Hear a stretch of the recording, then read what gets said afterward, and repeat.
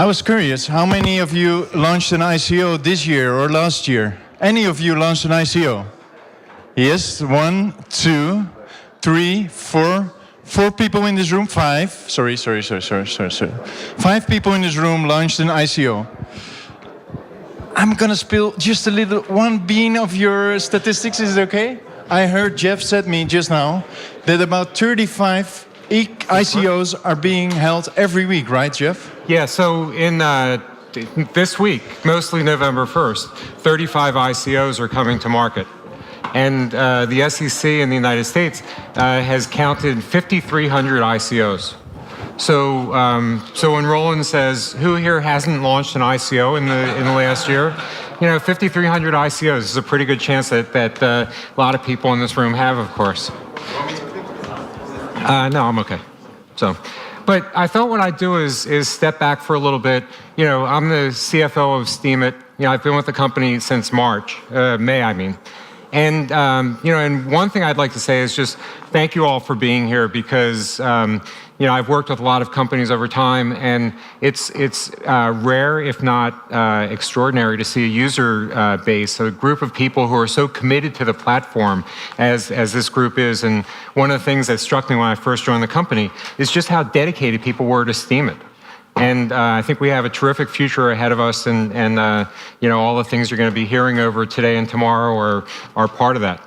But I wanted to just step back a little bit, talk about ICOs and where their role is. And there's a huge amount of hype over ICOs right now. So I'm going to talk about the current market for ICOs and what to look for, and then how to preserve them as an option. Because with all, as I'll get into it in a little bit, with all the hype and all the fraud that's going on in the market, I think that there's a risk that this ICO option will not remain as a long-term growth company financing option, and I think it's important that it does. A lot of innovation comes out of the ICO market. So how do we preserve that? But just getting into the market, so far this year, $3 billion in ICOs, which is just a huge amount of volume. And if you compare it to 2014, 2016, 295 million, this is all US dollars, 2014 and 2016. And so the amount issued this year just overwhelms everything that's happened before that. We've started to see some interest from institutional investors. We have some venture capital funds, and there's 65 to 70 hedge funds that are investing in ICOs. So, and there's new hedge funds for ICOs every week. So there's an amazing amount of interest in it. And coming out of the traditional investment world, a lot of the usual suspects for alternative investments haven't even started. So the market has a long way to run.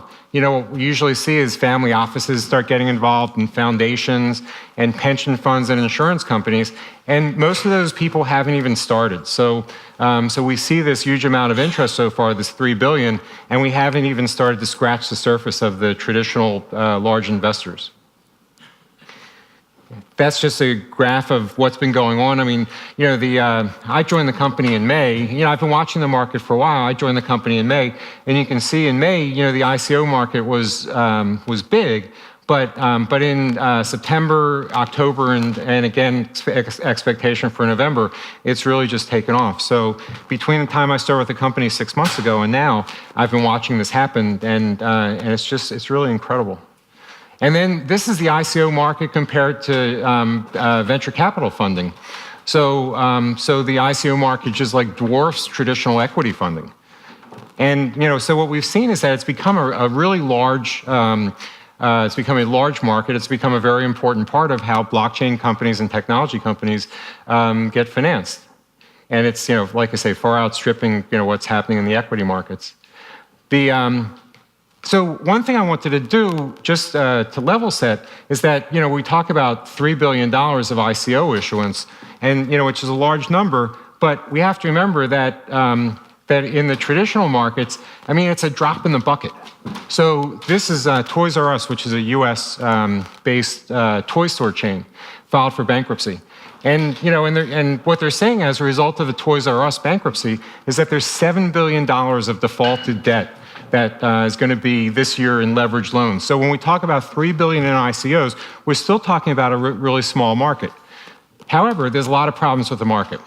And so basically, there's a large part of what's going on is fear of missing out.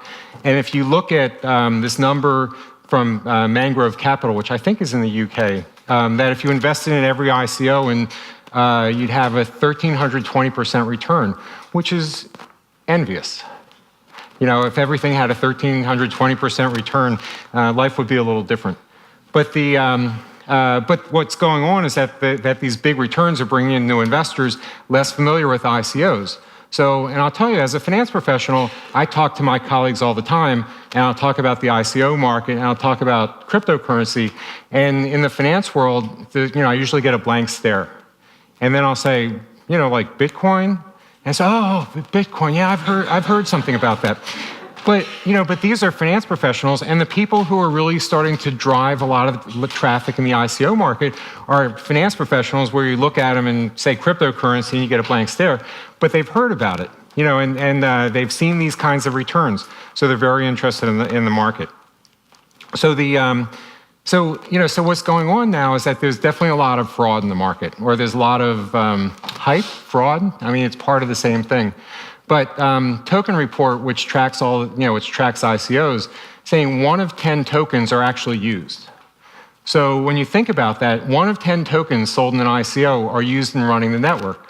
So when you look at, for example, when we talk about Steem and we talk about Steemit, Steem is used in the network. There's a real utility in the Steem token. But in most ICOs, they're not used in running the network, and they're just pure speculation. So regulators are starting to crack down. There's been some charges by the US SEC in a fraud situation. And basically what you're really looking at, and I've followed the finance markets for a long time, I mean, it's all the signs of a bubble. So, it's exactly what happened in the dot-com period, and it's exactly what's happened, throughout centuries. So then when you look at, what's going on, 1 of 10 companies historically is a success.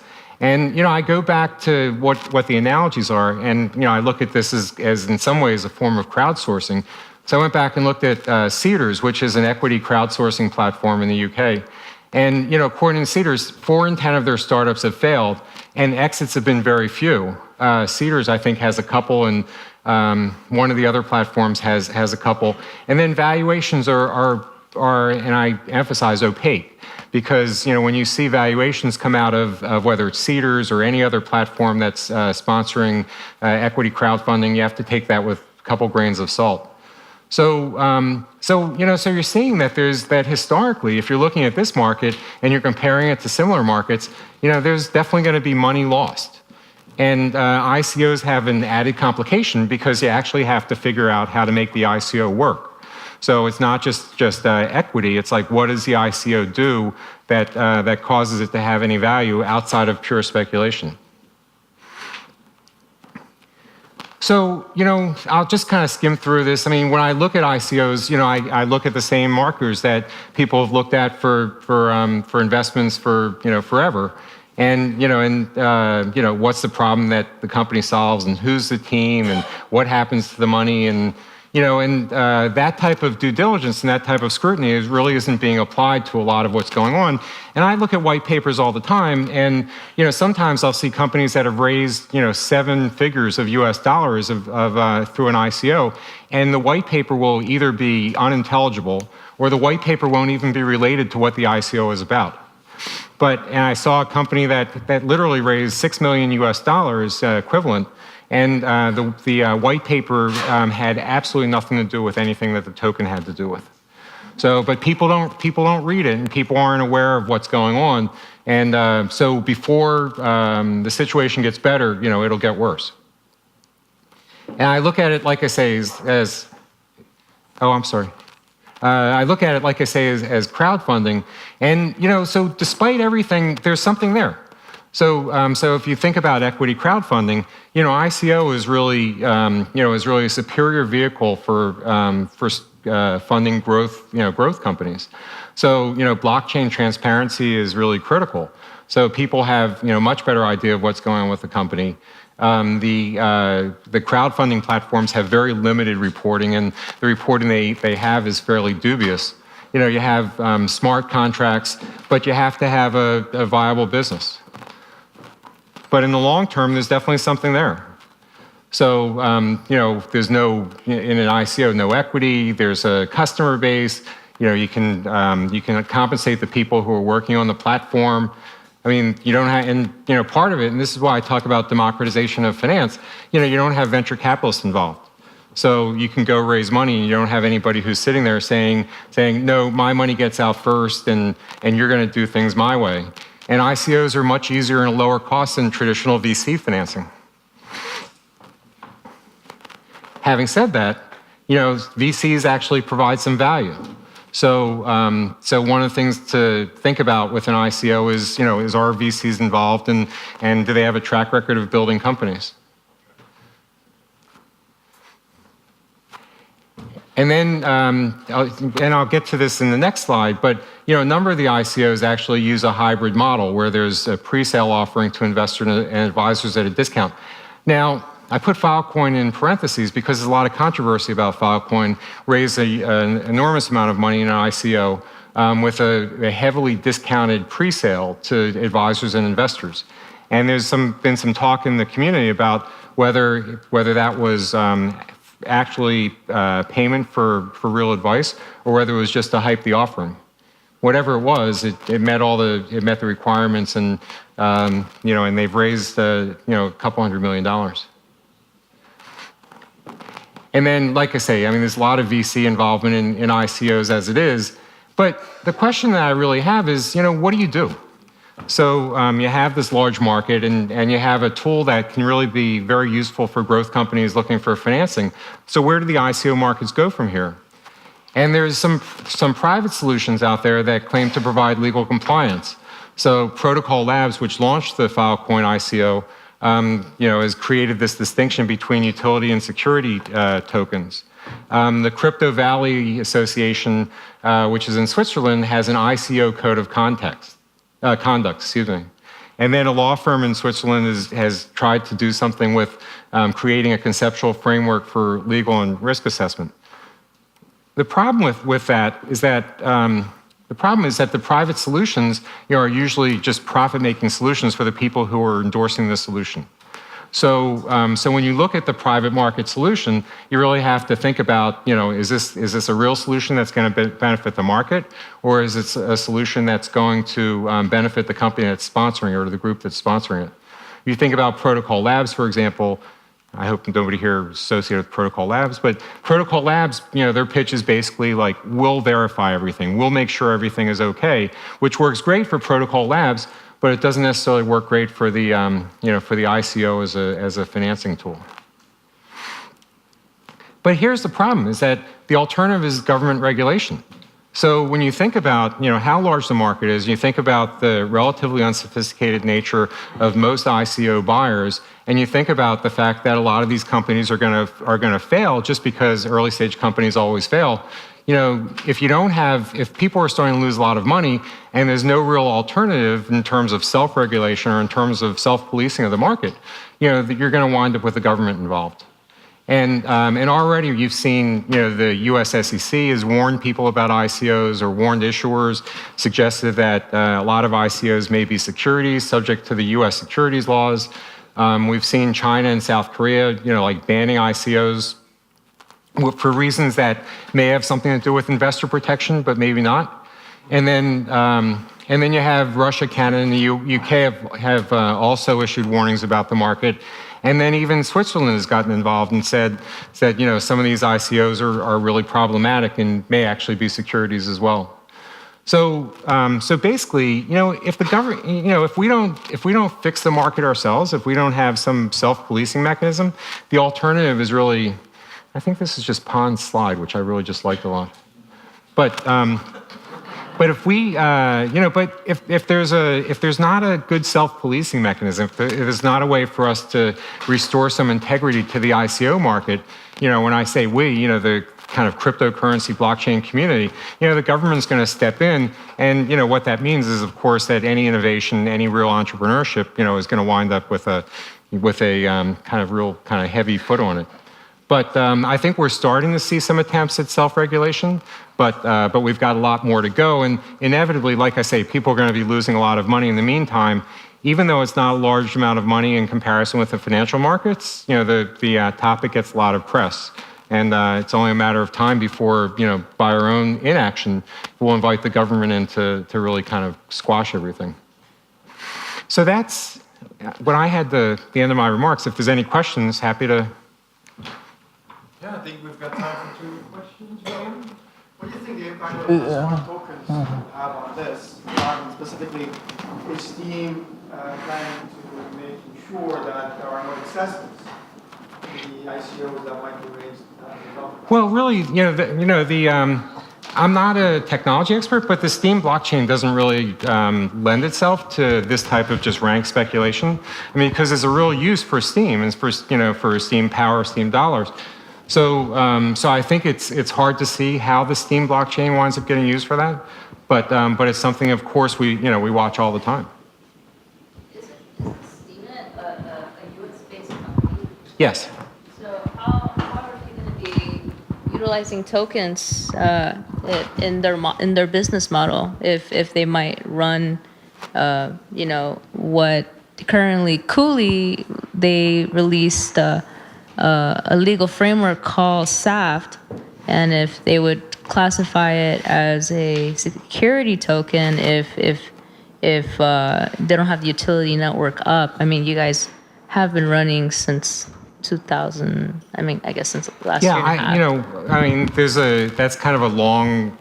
My answer to the question is a long answer, and I've been a securities lawyer for a while too, so I'm familiar with this area, and we've looked at it, and we don't really think that the way that the Steem blockchain is set up and the way that Steem works, we don't really see that as an issue.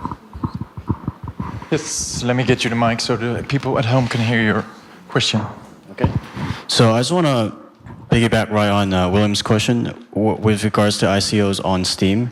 I understand that Steem is a utility token, but it doesn't prevent anyone from launching ICO on Steem to claim it as like a security. This will be a share of the company, and any future earnings will raise the share of the company. But you're not really.